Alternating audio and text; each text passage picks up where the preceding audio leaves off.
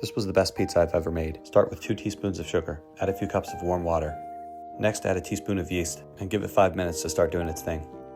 Clean off a space on the counter and start mixing in flour. Mix in 2 tablespoons of salt with the flour before dumping it in. Keep adding flour and stirring until it eventually turns into a ball and is ready to dump on the counter. Flour a space and work the dough for 6 minutes. Add a teaspoon of olive oil. This is the part where you can get your kids involved. After your 6-minute timer goes off, roll the dough into a line and break it in half. Then just roll each of these into a nice ball. Rub a tablespoon of oil around the outside and put it in a big covered bowl to proof in the fridge for 24 hours. You can leave it in there for longer, but I wouldn't go more than 2 or 3 days. You'll see later that these bowls weren't quite big enough. We'll prepare the oven about an hour before cooking on pizza day. We'll start by cleaning out the oven from the last session. I just sweep out the big stuff and shovel it as best I can into this bucket. Next, we'll just use the leaf blower to get anything else that's left in there. Pay attention to the wind's direction and decide where best to stand. I just blow this stuff off into my grass. Next, we'll build a small fire in the center of the oven. Your kids will insist on helping here. We're a species of pyromaniacs.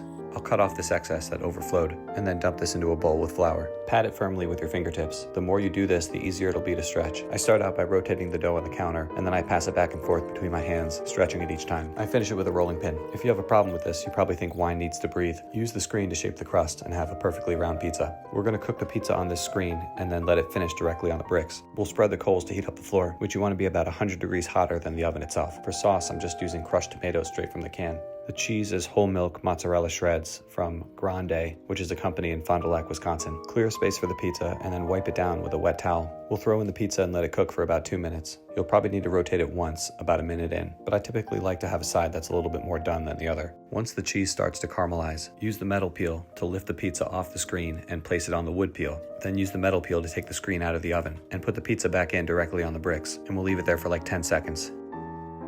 This I get that perfect amount of crisp. This tip, and just about everything else I know, I learned from people in the comments, so thanks for that. Please do engage from the bottom up. These videos take a long time to edit, and I can't post one every day, like the people who just dance around. After you bring in the pizza, come back out and brush the embers back into the middle. Throw on another small log, and then use the leaf blower to get it to light back up. Put oregano on this pizza as soon as it comes out of the oven, but wait 2 or 3 minutes before you cut it. This is the sound of perfect New York pizza. Thanks for watching.